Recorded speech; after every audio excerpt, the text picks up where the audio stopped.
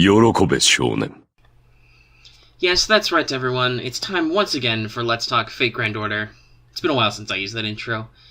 It's time for our first show of the year, first show of 2018. Unfortunately, the show is number 19. Funny how that works. I'm one of your hosts. I am the Lightning, the Rain transformed. You might also know me as Omega. And with me, of course, is my co-host Lucky, who has recently found Drake's Fortune. Hey everybody, Happy New Year. Welcome to FGO, aka starting off the new year with a bang. Yeah, it's a busy new year. Yeah, it is. Oh man, we got a lot to cover. So just into a quick disclamation of spoilers, we're going to be talking about current and future stuff. We're going to talk about it. We have plenty of content to talk about it. So we're going to might run a little bit long with our first episode of the year. Mm-hmm. And before we even get into our usual round of topics, jokes, whatever, I think it's time for another jolly business time. Oh. So, my suit. Yeah, everybody get your suits out. This is important. So, we are happy, no longer anxious, to announce that we are on Patreon now. We have a Patreon campaign. There'll be a link in the description. There'll be I could put a card to our Patreon directly, but no. There'll be a link in the description. I'll put a card over to our intro video. That'll be showing up right about now. And that video will basically explain to you all of the tiers and rewards, all our reason and stuff. We've been kind of talking about, though, our need to grow a little, and so Patreon is going to be one way that helps us do that. So if you like what we do and you want to see us do more stuff, bigger stuff, better stuff, feel free to drop on by, take a look at the Patreon, throw your support this way. As an example, hypothetically, if you were backing at the right level, you could even be here listening to us record this episode right now via our Discord and even commenting on us, and we could get live feedback from people. You can also get content early, and obviously we have a lot of integration with our community Discord server, which we will talk more about later. So yeah, that's our business for the day. Speaking of business, let's get this out of the way. Where the fuck is Ron? Turns out, we have no idea. He probably just partied really hard at New Year's. He's a partier. Actually, honestly, it was very surprising. Just earlier today, I saw him pop up on Steam playing Warframe of all things. So that's what he's literally doing. He's like me. He gets into Warframe, gets out of it, gets back in. Alright, but business is over. Suits off, everybody. Yeah, alright. Get back to casual. Everybody pop down. Switch back to your casual, throw on your windbreakers. Don't do blazer and t-shirt. That's also business. So to completely end our business, let's go ahead and check in with our favorite Kohai, which will be Mesh. Senpai, 起きてください. It's time for Wake the Fuck Up Senpai, our regular segment for pro tips. Just one for today.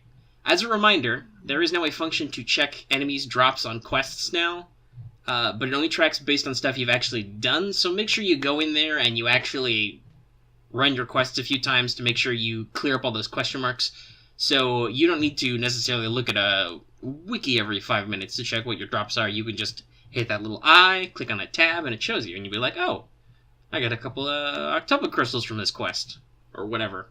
Yeah, the only problem with that is you actually need the item to drop first. Yeah, so it can be a little hard if you're getting rare stuff, but for the most part, it's like, especially now for Saber Wars, which we're going to talk about more of our thoughts and stuff later, but, trying to remember, okay, which was the one that gave me a lot of this or that thing, and you kind of have to sort it out, and you can be like, oh, that's right. Or, it shows you the enemies, too, so you can be like, oh, yes, this is definitely the quest that has that enemy on it. I'm going to leave that in. I'm not going to edit that out. I hope that came across. I'm sorry, just talking about it, I was like, oh, shoot, I need to go do my daily mission for Saber Wars, and it was just like, let me open that up. Boop, boop. No, we got it. It's on the microphones. All right, so let's move into our Records from the Throne, our regular achievement topic. So here's another fun one. Guess who has 2 thumbs and 2 testicles from tickets? This guy. If you want to see that happen, I actually happen to be recording it, so there should be a card appearing that'll take you over to that video right now, and you can see me roll 6 tickets. I get a Tesla on the first and the last ticket. I know I'm kind of spoiling it, but just... I'm rolling for Lancer Alter. What do I get? 2 Teslas. Don't even know anymore. You know what we always say, man? You're rolling in gold archers. Yeah, that's true. Also, I did manage to, earlier today, protect Medea's smile. Kicked her up to her final ascension. That's always fun. I got a couple myself. First one, mixed feelings about, but I got my second Drake on a YOLO ticket pool, New Year's. So apparently New Year's was the time to draw. That's true. I did literally do my first ticket pull at midnight New Year's. Yeah, and a couple of people in our community Discord have shared their loot disparity as well, and have made out like bandits. Mm-hmm. But more importantly, I went into Saber Wars wanting only one thing, and that was the 4-star CE Mikoto Bride Training. I did my 10 pull. I'm walking away with Bride Training, so I am happy. Mission accomplished. I'll see you all Valentine's Day. Mm-hmm. And you didn't roll Nero and make me angry. Yeah, I know. Or another copy of Saber Alter. Yeah. It's always so tempting. I go into someone to do like friend point pulls, and it's like, oh, you wanna do a pull? I'm like, no. 1 quartz pulls or 3 quartz pulls never work out for me. No. That's one thing I do not like, is that every time I open up the summoning, it automatically takes me to, it always starts off on the quartz pull. I'm like, no, I don't want that. Stop. It's always on the latest banner. It's like, no. No, I'm real sorry, Karna. I don't want to roll you right now. I'm going to throw everything I've got at Lancer Alter and get 2 Teslas and then fucking nothing. Hector jumped from NP0, as in I didn't have him, to NP4 in like a month. It's just like, oh, you want to roll a beautiful king, Lancer. No, you get old man. I'm like, gosh. Alright, but that aside, let's go into Skelograms, our regular news segments. So this is like way out of date because it's now the 6th. But hey, guess what, North America? We did get New Year's 2018 after all. Rip haters. Actually, an interesting fact about this one is what caught me by surprise is that my phone actually sent me an alert saying Happy New Year. Yeah, they've started giving you notifications. It happened exactly on New Year's, in-game New Year's, and it's like, hey, it's New Year's, and we're like, oh, shit. And you sign in, and it's like, hey, here's 18 quartz. Have some stuff. And you're like, wow. I've also been getting alerts for, like, hey, it's Saber Wars. Mm-hmm. I'm like, oh, okay, this is actually kind of useful. Yeah, they're really getting into this notification. Like, the Twitter usually tries to tweet out stuff, but it's like, I don't know if they have, like, a publishing plan or something, but it'll be like, we're a couple days into Saber Wars now, and they're hitting us up with, remember that, it's MHX's limited banner today. I'm like, yeah, it's been a couple days for that, guys, but, the notifications right on your phone are pretty tight. Yeah, so, they're definitely starting to up their game as well, which is good. Mm-hmm. But yeah, New Year's flew in completely under the radar, and just, it happened when it happened. Mm-hmm. But we actually got a little more out of it than Japan did in their first New Year's. I don't know if they've got some more stuff, because they had a thing where they could earn like 2,008,000 or 18,000 quartz or something, special and stuff like that. But our equivalent New Year's, they only got like 16 of everything. So we got 2 years up on them. Hey. Yep. Speaking of Japan, so let's get into this. This was a big deal. Like, I'm gonna take a backseat for this. Yeah, you just sit back. I'm gonna throw some stuff at you. So part 2 is kicking off with a bang. There was a prologue earlier, so now we have a final intro to the officially titled Cosmos in the Lostbelt. That was launched.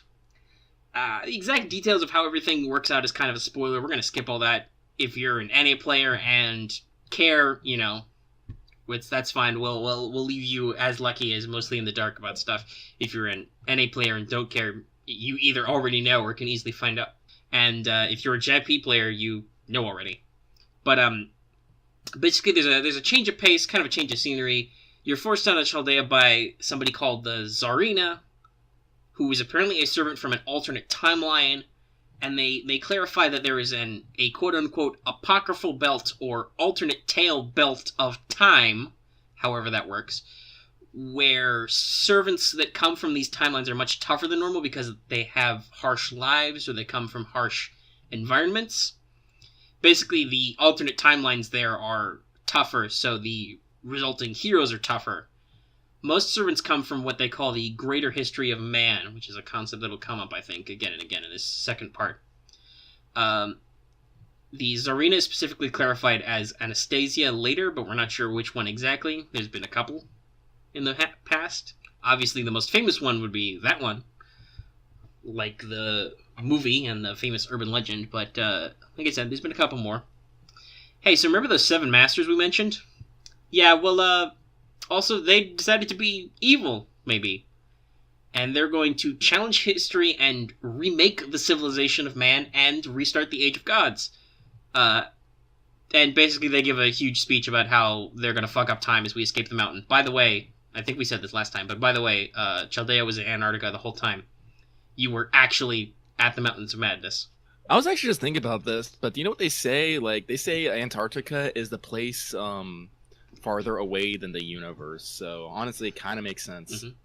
Yeah, there's actually a really technical description of how Chaldea worked as, like, the secret stronghold of the Amusphere family. Like, the blizzard is actually a bounded field to keep people out and all that stuff, and it's, like, anchored onto a major time axis and all that other kind of technical stuff that, you know, if you care about, you can go look it up. But much like for, you know, we've seen this in North America, but much like for that in the original Part 1 story, and then later for Epic of Remnant in Japan, they've basically given us a rough outline of all the singularities we're going to run into.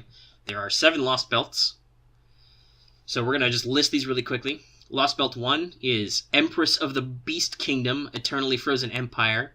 We know that's, and it also says Anastasia in it. The time is AD 1570. Phenomenon value is D. Featured A-Team member master is Kadok Zelumpus. By the way, get ready for these names. If you don't know what mage names are like in Nasufers, hold the fuck on. Like, strap in, tie your buckles, make sure your feet are securely on the ground. Lost Belt 2 is the Undying Flame of... A lot of these are censored. Even in the pre-release. This is Century of Endless Fire and Ice, Götterdämmerung. That's BC 1000, and I believe it's explicitly noted that it's in Germany. Phenomenal value is B+. Featured 18 members, Ophelia Farmerschloen. Lost Belt 3 is the Crimson Beauty, True United Country of Human Knowledge.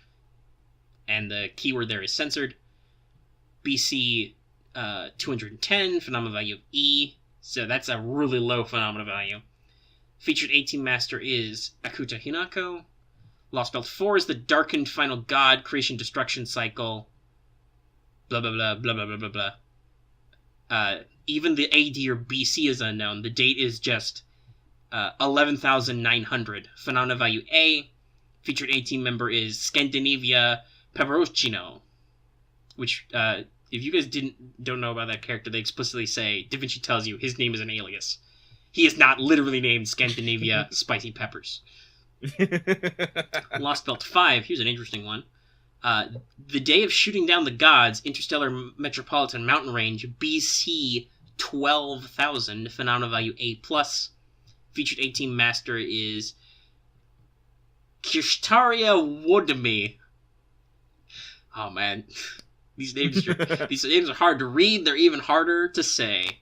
Lost Belt 6 is Time of a Star Being Born, blank blank, Round Table Region, blankety blank blank, AD 500, phenomena value of EX. 18 member is Beryl Gut. Thank God he has an easy name. And then Lost Belt 7 is blah blah blah blah blah blah, Woodland blah blah blah blah blah blah blah, BC question mark. Phenomena value A++, featured 18 master is Daybit Sem Void.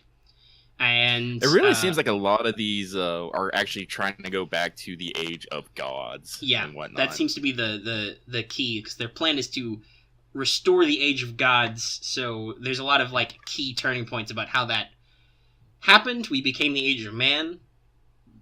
So they're going to try and rewrite human history this way. And so presumably each master has a servant which is linked to them.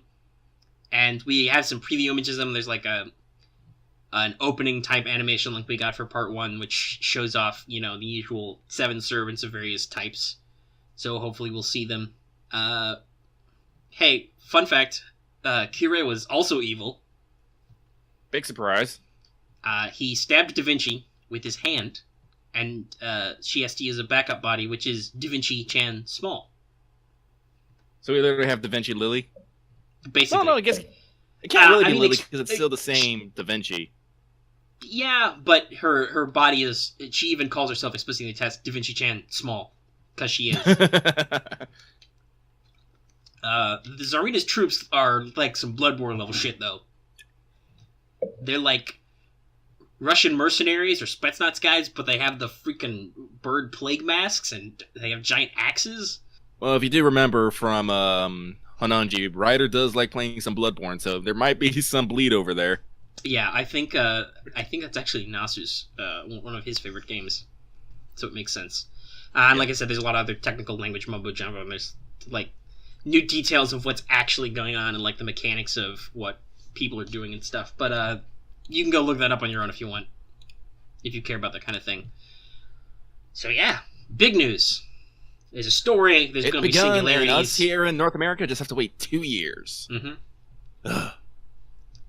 There's story and servants and people and assholes and shitty priests and all the usual shenanigans. Though the theme this time is ice, not fire. I guess somebody likes Robert Frost. So let's move on to our next major old news note. Hey, Japan also had a Happy New Year's. They've got a rolling rate up on new and old craft essences, so if you missed some event-specific ones, you can get them. There's a rolling rate up on Musashi, Gilgamesh, Moriarty, Skahawk, and Melt Lilith, who are all limited servants normally, and they're doing like the, daily rate up change. And we've got a new limited SSR, Katsushika Hokusai, Foreigner. She, or he, or they, we'll get into that, but there's a trial quest. And so if you don't know, which you might not, Hokusai is a very famous ink and woodblock painter in Japan. The NP is drawn from the iconic Great Wave off Kanagawa. Very famous painting. I'm dead certain you have seen it. But Hokusai also painted erotic art, including the infamous Dream of the Fisherman's Wife, which if you're on the internet, you probably know what that is. And if you don't, Google it. Let's just say tentacles, and you can go from there. So, the concept here seems to be that the servant Hokusai is a fusion of a father-daughter team. The adult Hokusai is the octopus, the woman is his daughter, who has a lovely, lovely given name of OE, but you gotta, make sure the vowels are stressed, so there's, a dash or an apostrophe in there usually, so you know how to say it. And then basically the idea that they can be summoned at the same time is because they both produced art as Hokusai. So they both painted under the same name. So, I guess it's hard for history to separate out which one is which. And then the concept with Hokusai being a foreigner seems to be that Hokusai was so good that he must be, quote-unquote, possessed by a god. And in his eternal quest to improve his art, he actually saw some kind of outer god. They call it a demon god of the abyss, of the sunken spiral city. And instead of being possessed, Hokusai was able to keep their sense of self. Basically, his artistic sense rejected the elder god creature, and so he is a foreigner instead of being possessed. This is in comparison to Abigail, who has the Insanity B as a unique passive, but Hokusai only has the other special foreigner skill, which I believe is currently being translated as Transcendental Existence EX, and also has Divinity B. And then they have territory and item creation like a caster, so it's kind of interesting. Also in the news note, there was a Lucky Bag summon. We talked about that last episode. There's apparently a little bit of bug where some people were able to roll more than once. Yeah. But Delightworks fixed that, and some people got rolled back. Oh, really? Yeah. They got rolled all the way back. I mean, I feel kind of bad for them, but at the same time, you should have known. If you were going to roll that twice, something was going to happen. They know. Temptation, you are sweet and poisonous. Yeah. There was also a problem where some people weren't properly getting quartz when they paid for it, but I think that all got handled too. So that's our news. There's not really anything else. Last time we said that, Saber Wars would be out. It is now out. We're going to talk more about it later. And there hasn't been any, as of the time we were recording this, which is fairly late in the evening, so I think it's safe to say that there's not anything going to be breaking. Hold on, let me just double check the Reddit. It's all just the usual stuff. Alright, cool. Not getting scooped. Alright, at the moment we're not getting scooped. Maybe tomorrow morning. Yeah, maybe. Here's another advantage. If you join us on Patreon, you can get episodes a day early, so you can get these right away when they're made. And not going to worry about getting scooped. But anyway, let's go ahead and transition to our Chaldea Free Talk. I would like to open Chaldea Free Talk today by offering a moment of silence to our comrades over in the Korea region. They have like 4 banners running right now. Halloween, Okeanos, Kentucky, and Skahawk. R.I.P. their wallets. Yep. Rip Wallet Coon. Yeah, so Korea seems to be going the same route as like Taiwan and China, and just constant events to catch up and make money. So I gotta say, between the choice of the two, I prefer Anaplex's way of doing things. Honestly, yeah, Halloween on New Year's just I don't know. It would have thrown me out. I mean, Christmas early was enough of a shock for me. I don't know if I could handle. But also just Halloween. 2 limited servant banners. The Halloween banner with another temporary limited servant and a story banner all at the same time is just like, Jesus. There's not enough quartz in the world. Wallets are bone dry. Mm-hmm. So this isn't directly news related to FGO, but kind of, because there's at least one OG FGO character in it. Extella Link got a new trailer. It's a short one, but it shows Drake, Astolfo, and Skahawk joining the cast. Yeah. And then additional details for premiums, for pre-orders, the premium version, and like tie-ins to like Japanese merchants has come out. Some of them are pretty neat. Well, yeah, like the premium version, they get the case. It has art designed by Wada. They get the soundtrack, and they also get a full set of Fate Mahjong tiles. Like I've seen, like you can like see them on like Twitter or something. You look them up. They look. There's some pictures up there. I've retweeted a couple. Yeah, it looks really cool. Like I'm not much of a Mahjong player, but like if I could get them, I'd play Mahjong. I play Mahjong. I don't really want Mahjong. Some of the here's a goal. Let's get them, and then we can record us playing Mahjong sometime. We'll do it. Maybe. Well, actually, we don't know like if we're gonna when we're gonna be getting the U.S. release, because apparently Excel Link is slated for this summer. I believe the summer June. Yeah. So I don't know. I think it's like June 7th or something. But I'm sure demand will be good in the U.S. And worst comes to worst, there's no region locking anymore. So. Yeah. But and some of the other pre-order stuff looks pretty good too. Like there's like alternate costumes. Like one pre-order has a Altera and a jogging suit. The PS4 version comes with a military uniform Skahawk. Yeah, that's the premium kit, comes with a military uniform Skahawk, and then on Vita you get Kudo, like full archery wear MEO. Nameless. Yeah, Mume, Nameless. They call him Nameless in Excel, but we all know who it is. We know who he is. There was other cool things like small Altera eating a cake, which is absolutely precious. Yeah, they got some tapestry bonuses and stuff. Also important to note, this has confused the shit out of some people, but speaking of Mume, he has a ponytail now. Yeah, he looks like an old man. Yeah, he grew out his hair. It's a little disconcerting, but he's like super archery right now. Yeah, he is. Also, they've shown their full new character roster, kind of. So in addition to Drake, Skahawk, and Astolfo, we know that we have 2 archers, 1 caster, 2 berserkers, and 1 ruler yet to appear. So that'll be interesting. One of the Link writers is the Fate Apocrypha writer, so solid guess that Fate Apocrypha characters will appear along with probably some other extra OGs, like Robin Hood's not in yet. He was originally from Extra. And I'm trying to think, was there a... No, it's the caster. Most people are thinking that it's probably going to be Nursery Rhyme. because she would have a very interesting set of animations, which is very important in a Dynasty Warriors-esque game. Yep. Very critical. So, if you want to know more about what our thoughts on Extella are like, go ahead and tune into our Let's Talk Extella video. There should be a card popping up right about now, which will take you right to it. If not, just go look on the channel. But yeah, we had thoughts that you can listen to. Yep. So, yeah. moving along. Guess what? We are quickly approaching our 200th day of North America FGO. So, of course, that means the 200th day celebration should be coming up here. In fact, expect this around next week, Thursday, and you can probably expect the following loot. Over in Japan, they received 1 million quartz points, 2 summoning tickets, 2 golden fruits, 10,000 friend points, 1 3-star attack status up card, and 1 3-star HP status up card. Also, if you actually log in on the 200th day, you can get an additional 10 4-star EXP cards. And Solid. if you're like me, who's been... Is it solid? Solid choice. Yep.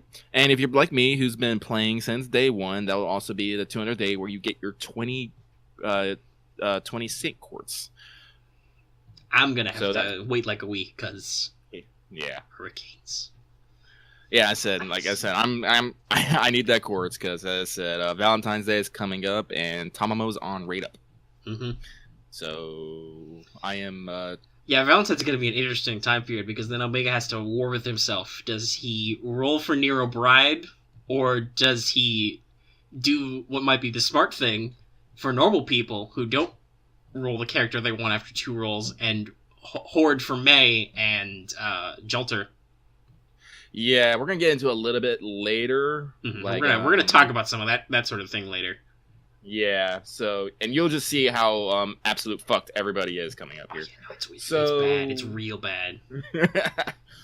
But, we could do that now since we're talking about it. We don't have to do these notes in chronological order. Yeah, actually, no. Let's get into this. So, Omega's compiled a list of all the limited servers to watch for in 2008. And we're going off basically the original Japanese information, so some of this might be a little switched around. Yeah, this is supposed to be roughly chronological order, but with our first subject, I'm not sure what we're going to do, because we don't have 5 million downloads, pretty sure. Yeah. So I'm going to go ahead and I'm going to name the servant, talk about what event they were originally in, gonna, give some rough highlighted points. I'm sure Lucky will chime in with his thoughts. Yep.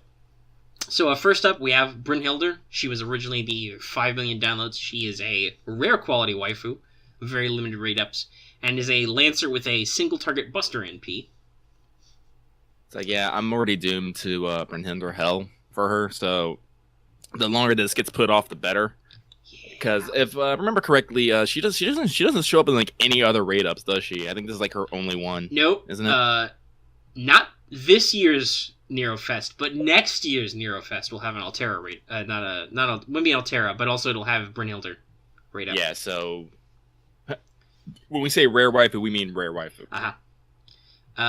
Next up, we have Nero Bride, who will be the special SSR for Valentine's. She's a Saber and a variant of Nero. She has a single target arts NP, and she has a very strong support kit.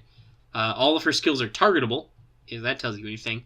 But she has a fair number of rate-ups. There's even going to be more in this same year, I think. And then there'll be a Valentine's like rerun or redux next year and some other stuff. Like, she shows up in like Nero Fest and stuff. So, debatably where. After that, we'll have Void Shiki. That's the Kiara no Kyokai tie-in event. She is another Saber. After the K&K collab, she has only showed up in paid summonings, so she is super limited. She is a fairly potent kit. She's got a hard-hitting AoE Arts NP, which is a chance to inflict instant death, and she clears your debuffs. She also has a skill to up instant death chance and all that stuff. Just a reminder, though, regular Shiki is the welfare assassin in the event. So if you just want some Shiki in your yes, in your but, as per the actual story of K&K, you can't waifu regular Shiki. She already has a romantic partner. Yep. However, She is one of the best wheelchair servants in the entire game, and a very good, assassin specifically. So you should get her anyway. It's very important. Yeah, it is. K&K pre-game coming soon. Yeah. Well, maybe like a month or two. Yeah, who knows when they'll announce it. And of course, next we have Amakusa Shiro. He's in the Chaldea Boys Collection event, which is similar to Valentine's in that it features a rate up on lots of male servants. He is a ruler with an AoE Buster NP, which clears enemy buffs, and his skill set in general is similar to John. There's a lot of jokes about Amakusa Shiro. He quote-unquote can't defeat hands, which actually, until his strengthening quest, he can't actually. His NP, even at max level, doesn't... I think maybe with only NP 1, but maybe even at max level, his NP, even though it's Buster, doesn't do enough base damage to actually clear a wave of gold hands. But he tries, and he's going to be an interesting one. And if you don't have Jean yet, you might try him on the rate up just to get a ruler in your back pocket, since they do have somewhat similar skill sets, but obviously he actually deals damage, whereas Jean is just stall. Stall. So next up, then, we're going to have the Prison Tower event, aka the High Difficulty quest, with Edmond Dantes, the Cavern King himself. He is the first SSR Avenger, so that'll be very important. He's the first example of the Avenger class we will get access to, who are strong against rulers. He has self-sufficiency skills and a quick AoE NP, so that'll let you know what kind of stuff he does. He's out for himself, and he does a little bit of damage on some people. But speaking of Avengers, after that, we're going to have Da Vinci and the 7 Counterfeit Heroic Servants event, which is going to involve John Alter. So John Alter is an Avenger. She's got a single target Buster NP. She has a incredibly strong kit, and she literally has the strongest attack stat. Literally. I have been talked to a few people who, since they've started the game, have not spent a single quartz because they are saving for Jean Alter. Because not only is she soon as fuck, she is also one of the best servants mechanically. Yeah. So she's kind of a twofer. It's like, not only is she a viable waifu, but also you can use her to kill the shit out of things. It's great. Mm-hmm. Then after that, we have the Zero Order event with Iskandar. He is a writer with an AoE Buster NP. Unfortunately, he has a bit of a standard support kit. Nothing too flashy in there. He's got like charisma and stuff in there. So he's all right if you like Iskandar. But if you're picking for like mechanical pulls, which I know there are some people out there who do, he's not the one for your quartz. Yeah, it's like, if I have the money, I'll try, but otherwise, because this next one, I have recently discovered a love for, so... So yeah, we're going to do the Rashomon event, where Shuten Doji will be our limited servant. She's an assassin with an AoE arts NP, and she's the debuff queen. No, seriously, like, oh my god, the debuffs. Yeah, Burn Senpai was singing her graces, and it's just like, oh, Jesus Christ. Yeah, no, she's real good. Also, she's a scary lady. Her mats just came out. She's in FGO Mats 4. And it turns out she has a second NP, which is she can Oni Kung Fu your bones out without actually ripping your bones out. Don't ask us how that works. Yeah. But Shuten's in particularly somewhat awkwardly timed, because right after her is Raiko, a.k.a. Minamoto no Mama Raiko. Yoimitsu. I don't remember which Minamoto she is. There's a lot of them. But, Mama Raiko. She is a berserker with an AoE Buster NP and really good damage enhancement. Let me say that again, just to be clear. Really good damage enhancement. I'm not joking. She is, I think, one of the hardest hitting berserkers in the game. And also, once again, a waifu. So, and then I think this is still in order. But the first anniversary is going to come out, and that'll be our favorite Da Vinci-chan. Yay! Yay! You can actually learn what she's saying in the store, because that's how that works. Yeah. If you don't understand Moon. So she's a caster with an AoE Arts NP, and in general she focuses on self-buff, and a lot of focus on NP spam. So here's the big one. There's going to be 2 summer banners. There are 2 SSRs. Technically all the other servants are limited, but they're SRs, so you have a much better chance of getting what you want if you have at least a little bit of quartz to throw, unless you're me and you don't roll SRs. But up first, is Swimsuit Tamwo. She is a Lancer with a single target Buster NP, and she is focused strongly on buffs and debuffs, and she has really good passive skills and self-buff skills. Yep. So, yeah, guess which banner I'm rolling on. So, she's real good. And then, speaking of real good, this is the true cruelty of DW. We not only give you hot beach waifus, also, they're really good. Swimsuit Arturia is an archer with a single target arts NP. She loves to buff and loves to NP spam. Like, oh my god. She's got an arts NP, and also her NP effect is to charge her NP gauge. It's real rough. Hope you like NPs. Well, actually, that's another video I did. I'm not going to go ahead and link it, but you can look for it. I played Paracel's Interlude. There were some enemies who were vulnerable to casters, so I brought out Medea, and I used Rule Breaker a real lot. But next up, we have Ilya coming with the Prisma event, assuming that's on schedule. Hopefully they've worked out those kinks. She is a caster with a single target Buster NP and a pretty good self-support kit for it. She's got a strengthening quest, which kind of rounds her out, but at the moment she is...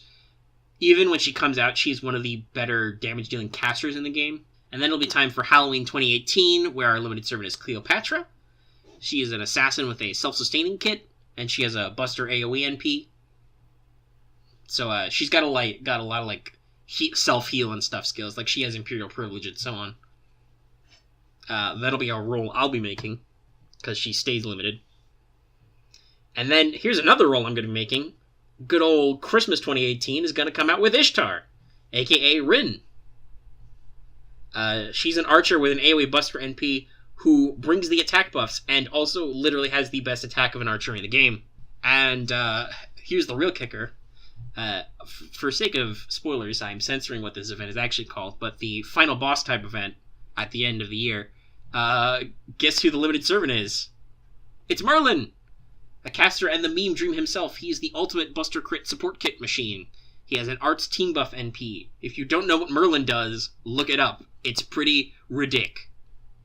That's my eyebrows. Yeah, so that's coming at the end of the year.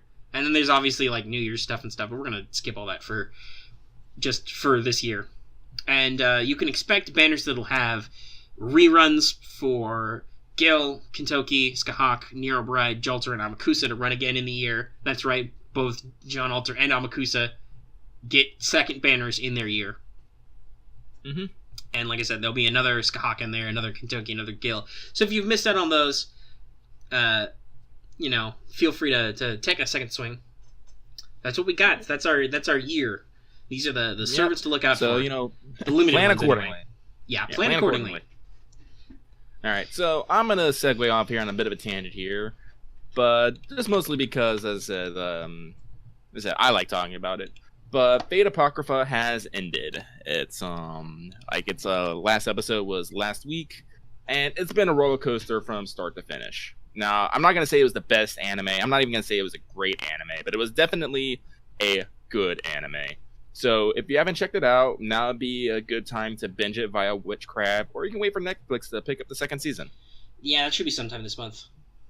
Yeah, as I said, like it kind of starts off slow, but it like the last 4 or 5 episodes, everything gets ramped up. I think the better way to phrase it is because it has a nice tight action start in the first episode. Then it kind of sets up for a little bit. It crawls forward, and it has a middle point somewhere where it kind of peaks and starts going, but it doesn't really get real good until the very end. Like it doesn't, like pacing wise, it doesn't pick up until the right end. Yeah, like we honestly think that they saved like all their budget for like the last 4 or 5 episodes. Yeah, so if you're watching like the early episodes, you're like, man, this animation's a little lackluster. Just keep watching. Seriously, oh my gosh, it is nuts. But yeah, so go check it out. And I'm gonna continue on this tangent because there's a new Fate series, although I wouldn't call it Fate. It's called Today's Menu with the Emiya Family. It's basically an O&A featuring some very wholesome content with the Fate Stay Night crew and delicious food.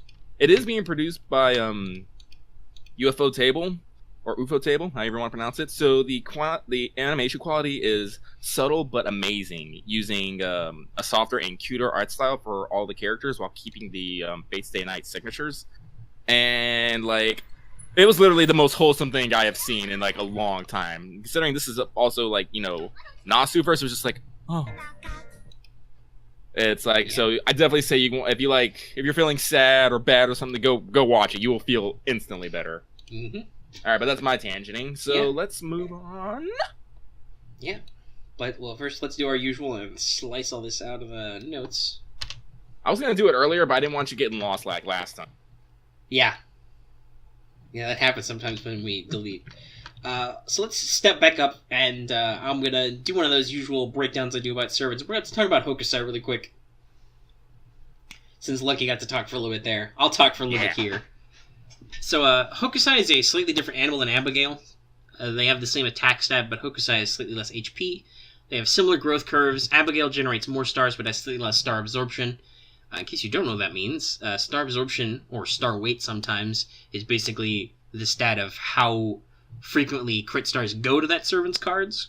It's very important that you want to generate stars and then be able to vacuum it onto the right servants. Hokusai naturally generates more NP with her attacks, especially since she has an intrinsic arc buff with territory creation. But it should be noted that her deck is Buster, Arts, Quick, and she has an Arts NP, like I mentioned earlier. So the focus here is weighted slightly more with Hokusai towards spamming NP and debuffing the shit out of enemies. I put in my notes, what is with these foreigner leanies and defense down? So her first skill gives her a dodge and a slight NP charge on a very short cooldown. At level 10, it's 5 turns. That's right, an evade skill every 5 turns. And the second skill, which is Father-Daughter Bond, gives them a decent self-arts buff for 1 turn. Also makes her hella debuff resist. So she's got a passive 12%, and then it's a minimum plus 50% on the resist. Up to, like, I think plus 100%. And then you can also make her resistant to attempts to strip her buffs. So basically, I think it's phrased as, like, remove buff immunity.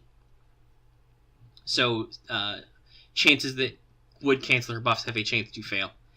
And then the third skill is a wonderful concept. It gives you the very nasty ability to add defense down on hit with any arts cards for 3 turns.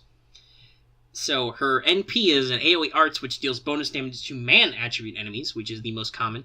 I should note that unlike Tesla, who, for example, has a Earth and Sky bonus damage, that's only versus servants. Hokusai is versus all enemies, which is very useful. So it doesn't hit super hard, but it charges pretty well. You can use the buffs to link, NP arts, and get most of the way back down to second shot if you use the defense down skill, and then use the NP, which has a lot of hits, so there's a lot of chances that it'll do the defense down. You can basically, rush in and smash him with a second shot. So she's kind of like the AoE Abigail.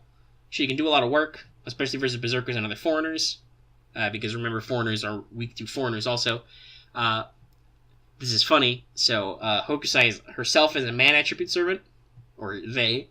So the NP does work very well versus themselves. So if you can proc her debuffs or combine her with another arts servants for support, and her first 2 skills basically means any bullshit enemy NPs will just whiff. You can be like, oh, you're gonna drop something, evade. Oh, you're gonna debuff the shit out of me, no. Resist debuffs, chance to ignore buff removal.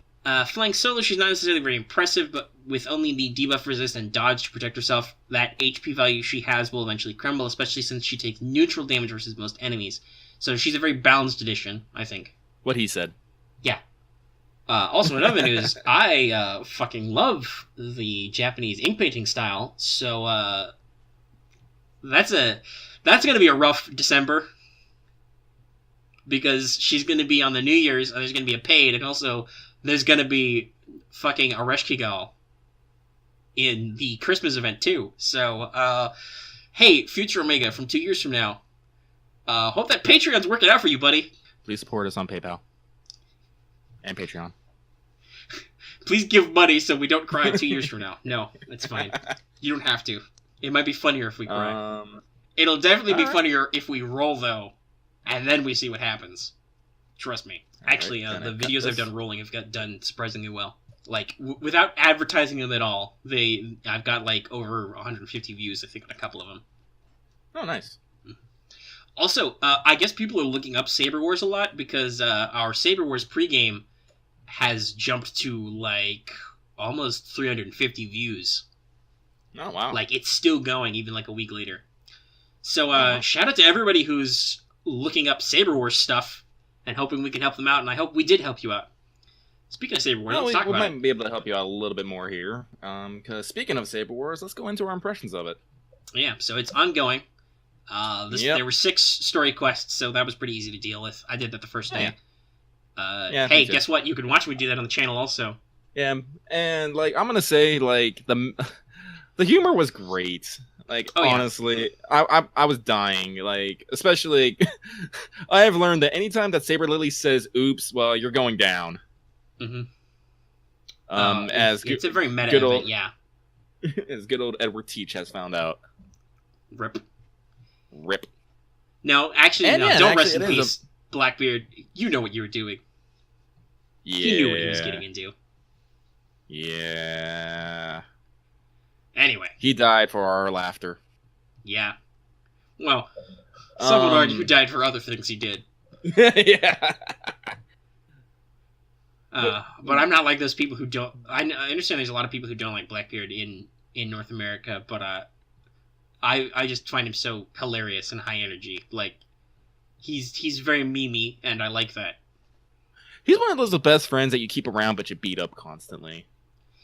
Yeah, no, like, he's an evil pirate, so, like, don't feel sorry for him, but he can be entertaining too. Like, I don't think he's a good person, but even without his FGO characterization, I wouldn't say that.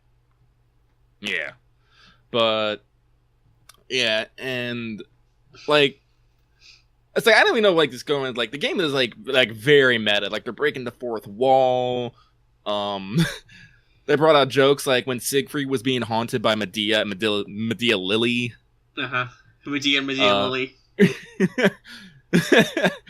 Let's see here. Actually, oh no, Altera and Mordred didn't show up, did they? They just mentioned them. Nor did actual Arturia. No actual Arturia showed up, even though they mentioned Alter. Yeah, they mentioned Alter. I think they mentioned Mordred because Tamamo, was conquering Moson and actually seems to like Mordred. Who doesn't like Mordred? Yeah, that's true. MHX. Because. Fun thing about more meta, like Tamamo got into talking about the T9, the Tamamo 9, giving him a bunch of names. Yeah, some very interesting romanizations of those names. I'm gonna presume that those were officially confirmed by Type Moons, so yeah. Tamamo, don't worry, I'm pretty sure Tamoguchi is still Tamoguchi. Yeah. Who likes expensive things. I love that's how Tamo describes an aspect of herself. She's like, oh yeah, one of my tails is Tamoguchi. She likes expensive things. I'm like, sure. Oh no, remember the perfect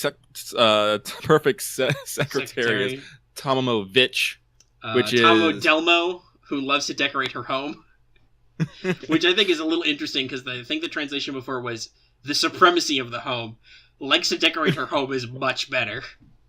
Yeah. And then I think she straight up says, and then there are like however many aren't named, I think it's like 3, whose appearances and names change with the times, and I was like, oh, so we're just confirming everybody's Tamo OCs, aren't we? Yes, all your Tamo OCs are apparently valid.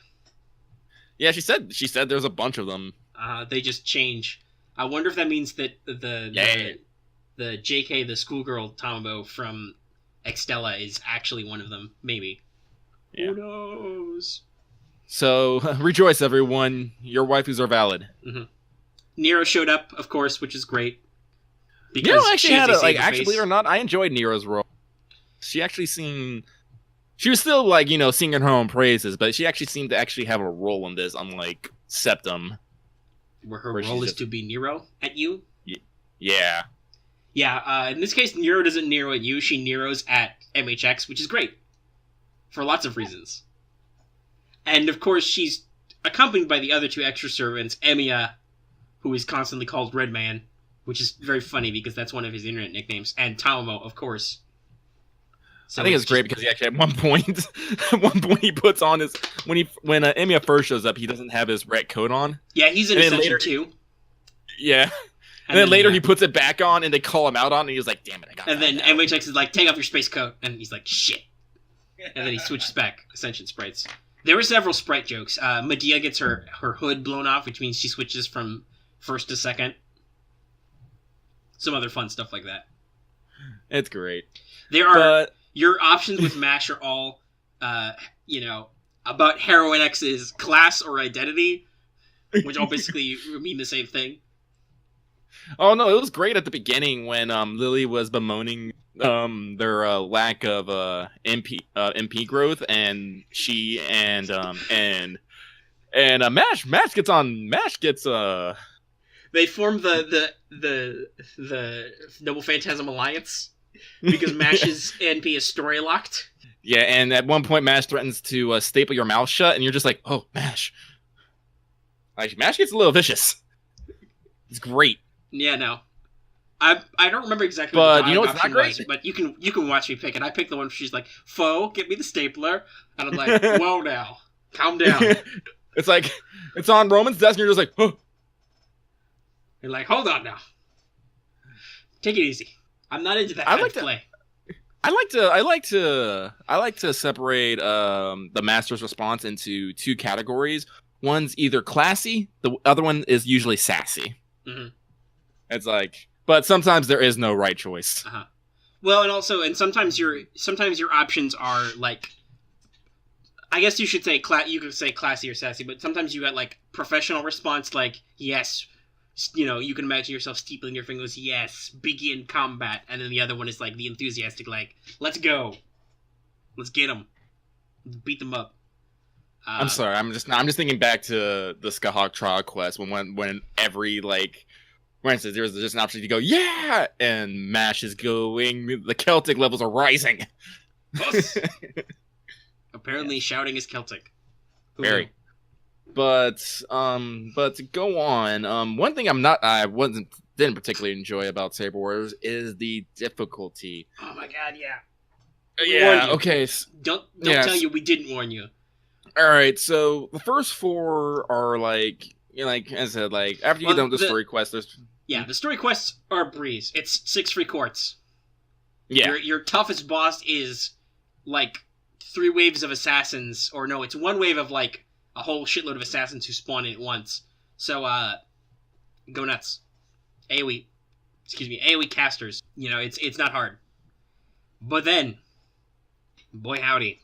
What's the difficulty on the 20 AP? Actually, hang on. I have the game open. Yeah. Oh wait, nope. I'm mid battle. I'm dumb. Look it up. There's a 20 AP. So let's check the levels on what it starts at the novice level.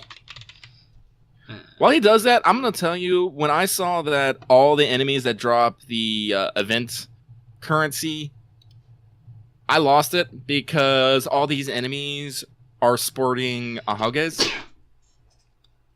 which is the greatest thing. So, real quick Japanese lesson. Ahoge, it literally translates to idiot hair. Yeah, it's basically that big wavy antenna that you see some characters have that sometimes has a mind of its own and does things. Mm. And it's one of those things that, people have linked to sabers and whatnot.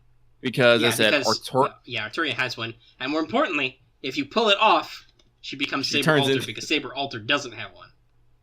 Yeah, like you can see that in Carnival Phantasm. It's kind of great. It's like one of my favorite scenes. Mm-hmm. And I think Jean is the opposite. Normal Jean does not have an ahoge because she has that weird tiara helmet face thing. But Alter does in her. Alter does have one, I believe. Yeah. So if you want to turn your Jean Alter back into Jean, just. By the way, I'm looking at it. So Equipment Gathering Novice is 20 AP, and the toughest enemy is Blackbeard Binks at level 26. So I'm gonna scroll to the bottom. to 40 AP super equipment gathering super dimension.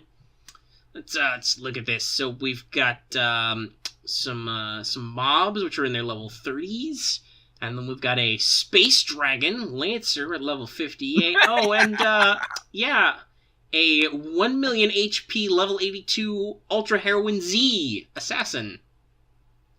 So yeah, no, like, yeah, I was shocked at Space Dragon, and then that shows up, and I'm all like, oh, my heart, I can't handle this. I was able to handle it, thankfully, but... Yeah, I haven't done it yet. I'm waiting for my seals to come back. I spent all my command seals on the next one up, Equipment Gathering Galaxy, with a 95, or 950, I should say, K, Skahawk. I see, me, I burnt mine on the one before that, which has Tesla, Captain Tesla. Captain Star Nicola. Yeah. And some random enemies. Yes, and like these, like none of like once you start getting into the 40 APs, it starts testing you. Yeah, but like the equipment gathering, like the expert's really easy. At worst, you got like a level 60 Drake. She's only got 180 KHP. You know, that's not super hard. Especially if you got somebody on your friends list with a MHX who's an assassin, really easy to take care of. But Comet's great because you have level 90 Mozart and level 50 Liz, and then it gets worse. Gathering Planet, got a Jean in there. Saint France, everybody loves Jean as a boss character because she does nothing but stall. I literally had to quit once because I was like, I got a Berserker on support. Jean like double tapped him, and he just folded immediately. And Jean still had like 120 something HP left, and I'm left with like a half dead Lily and a Caesar, and I'm like, so there's logistically no way I can possibly do this. It cannot be done. Yeah. Oh, and for all those listening, here's a bit of information that Jube from our Discord has laid on us. If you're farming for the event shop, Jean is the best one to get. Is the best one for the transistors. Tesla is the best one for lenses, and Shisho is the best one for vacuum tubes. Yeah. So basically, so that's Planet is Jean, and basically. That it's also possible to drop tubes, but I think only Jean drops tubes, and that's an 8-fold. But mostly, almost every enemy drops at least one, like, X4 transistor, if not 2 chests with 4 transistors. The Star Cluster has drops of 4 to 6 lenses and 6 to 10 tubes. Also, you can get Chaos Claws, Dragon Fangs, and Gears from that quest. They're rare, though. And Galaxy, the Skahawk one, drops just 2 to 12 tubes, no other store materials, and she can also her moms rather can also drop the important octuplet crystals and the ever important hearts, though I suspect hearts will be more common with the daily quests. And the final one is not really that impressive. It's just for Arturium, or Ultrium, I guess is the one we're going with. You maybe can get Dragon Reverse Scales, and it gives you a chance to drop the 2 event CEs. The real reward is that you get one of those lovely crystallized lores. Mm-hmm. By the way, we haven't even gotten to the daily quests yet. The bonus ones, which unlock one day at a time. Unlike Christmas, though, they're all present, so you get to see like everything that's gonna come out. Yeah, you get to see what's gonna come. They're great because you get hearts and other stuff. Just they're gonna be rough later. Yep. Last one, well, I'll be prepared because the event is giving me all the materials I need to Max Ascension Mordred, but there may or may not be a, level 90 Dark Father Lancer Altar at the end of it. Just saying. But otherwise, I think I'm doing okay. I've used a couple apples. I'll probably use more as the event goes on. To max out. I've got 1 copy of Saber Lily. I got a copy of Purely Bloom. So all the rest is to buy those from the store. Or maybe, do I have my copy of Pure? I think I might have my copy of Pure the Whip. And of course, then there's the Star of Arturia, which will be really important because that buffs your entire team, gives them the attack buff. So that's really important. And you can get quartz, prisms, all kinds of other stuff. In fact, you will, if you do all of it, you will literally get 1,000 mana prisms from this event. Really? Yep. The total amount is I know they had like some. Oh wow. But that means you have to get to at least 1.8 million-ish points. Oh boy. I remember but, just having trouble reaching hey guys, if you want those Mona Lisas, get to farming. Luckily, by the time you hit 1 million, which will be your last copy of Lily, which is probably the best place to go, that'll get you all the Saint Quartz you can get, all 10. And it's just for bragging rights. Then it's just for Quartz and the Crystallized Lore, of course. Not Quartz, Prisms and the Crystallized Lore. Because everybody loves Crystallized Lore. Well, actually, okay, 2 of the copies of Star of Altria are at 1.25 million and 1.5 million. And so, like, if you're... What does max limit breaking Star Train increase the damage? I don't know. Check. Does it say if bonuses? Yes. If max limit break, it should go from whole party 50% to whole party 100%. Oh, wow. So that's pretty good to double your entire party's damage for this event. I gotta say, the fact that Lily gets plus 100% damage means she can actually do stuff. And for the sake of, Mordred, all this EXP gain is really helping pad her out. I think her stats for me are finally we're getting out of that. I'm trying to remember what pattern is. It's, is it reverse S where it's weak in the middle? Or is that regular S? I cannot remember. I don't remember how that works. It's one of those ways. You can go back to one of our earlier episodes, but basically, she's got the kind of growth where she's a little cruddier in the middle levels. I think I'm starting to peak out of that, which is always good. Anyway, we've been going for over an hour. Yeah. Well, we don't got that much more to cover. Yeah, but I think that's a good point to wrap up. We've talked about our successes, we've bemoaned some of our hardships, and we like Saber Wars. It's a good event. Let's hope for a Saber Wars 2 announcement from Japan soon. Yeah. Because Lostbelt doesn't start until spring, so there's a few months to fill in there. Yeah. I said the stars are right. They are aligned. All right, so let's go ahead and do what we said we were going to do last time and talk about our CE spotlight really quick. Yeah, we made sure to do this one. In fact, we had to put a mandatory note on our show notes because we need to make sure to do it. Mm-hmm. But this week's spotlight goes to Fragments of 2030. It's an SSR Craft Essence featuring twice H Peaceman from the Extra series.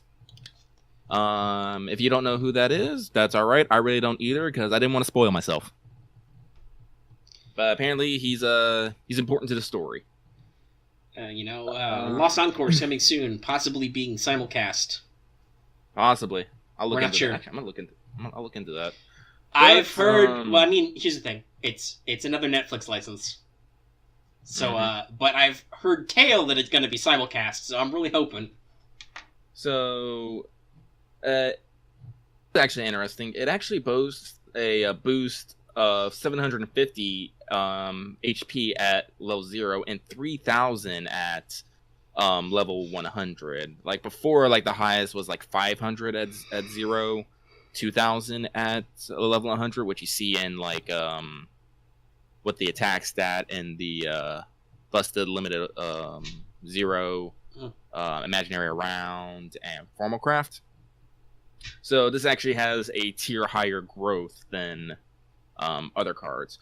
But the main thing that everyone loves this card for, I mean, this card is like one of the most sought after 5 stars I have ever seen, is because per turn, except for the starting round, it will generate 8 crit stars per turn when on the field. Now, when I say on the field, I mean it means the servant who has it equipped has to actually be in play. They can't be in the back. Mm-hmm. But if they are actually out, you just get 8 crit stars for free. Just for free. Like, heaven forbid you have multiple copies, because each copy works independently, and each one gets you 8. Or, And- God forbid, you've got, like, a Jean in there with Revelation, crit stars per turn. Mm-hmm. But you were going to talk about Max Limit Break. Yeah. The only thing about Max Limit Break is it increases from 8 per turn to 10. Which some people might think is diminishing returns, but when you think about the cost of having so many 5-star CEs in your team, every little bit counts. Yeah, okay. Though if you're rolling sure. enough to get five of these, you're already... You could stack 3 of them in there, and you'd get, like, let's see, so 2 would be 16, and then 3 would be 24. That's pretty good, but that's really expensive. And also really limiting. Yeah. But really just 8 to 10 stars per turn, not accounting any other natural star gen. Like we said, you can combine it with other skills or CEs to generate crit stars, or just, I don't know, maybe put a servant who can generate a couple crit stars in there. Like, I see a lot of people on my support list with Skahawks or Jacks who have this in there. That's a great combo. You generate a buttload of stars, and then everybody crits big, and you want big crits. In fact, the Japanese meta is super devoted to buster crits right now. Generate crit stars, put on buster cards, do big damage. Wreck everything. Mm-hmm. So let's talk about our meme of the week really quick. This has actually come up several times. I was kind of surprised, but I just want to say that the Discord server is a circle of trust. There is no judgment inside the circle. This is very important. Let's remember that both judgment and joking start with the same letter, as I've had to be reminded. Mm-hmm. Because I've had to... There have been some jokes about police being called on me. I'm all like, no. Please stop. It's all in good fun. Circle of trust. Just step into the circle of trust, everybody. And of course, you can do that happen. by looking in our description, and you'll find the link to join our Discord. But before, of course, we run this out, got one little bit of master feedback we're looking for. So it's come up, and we've thought about maybe doing some lore videos on Servant. Kind of like what we do for some Servant spotlights, but a little more detailed and a little more story and character focused. Like, talking about some of the... Not just what their Noble Phantasm does, like, in the game, but, like, actually describing, from a lore standpoint, stuff like that. So we're just asking, are people interested in this kind of thing? I've seen this kind of thing talked about before in general, so if our specific audience, you guys out there, are interested, let us know in the comments. And we'll... This conversation literally sprang up because we were talking about Atalanta in the Discord chat, and we started just pulling facts out about her. And then it came up to be like, do we want to do lore videos? And like, we could do lore videos. Like, so long as nobody, at the moment anyway, so long as nobody cares that they're visually not more complex than, like, slideshows and stuff. I made some PowerPoints in college. I can do some stuff. But, yeah, so there's that. So, we want to hear you talk about it. And that, of course, brings us to the end of our show. We haven't broken our unofficial, over an hour 15 mark. We're only at an hour 10. Oh, wow, really? And, okay, cool. editing will trim a little bit of that out. But we got our subject done, and we'll hope to see you guys back for a show next week. So, of course, time for the familiar outro. If you have liked this video, please give it a like. We love seeing those, and it's very important to help the channel out and help the videos out. If you have any comments at all, not just related to our master feedback, but anything at all you want to tell us, good, bad, whatever, go ahead and leave those in the comment section down below. And of course, you can, in fact, join our community Discord just by getting it down there below. If you're new to this channel, and you haven't already, please subscribe. That'll be how you get to all of us, see all our videos regularly. And, of course, now, please consider supporting us on Patreon. Not only will you actually support us, but you'll actually get some benefits out of it. You can get integration into our Discord. You'll get, at minimum level, you'll get, mentioned and thank you. We're going to do, like, patron credits for videos in the future. And, of course, there's other stuff like access to videos early, which is always great. So, that's the end of our show today. We hope you had a pleasant New Year's, and here's to a great 2018, guys. Hopefully everything doesn't burn down. Yeah, that's always a plus. Yes, it is. But, Right. John will be coming later. There'll be John Alter. There'll be plenty of burning then.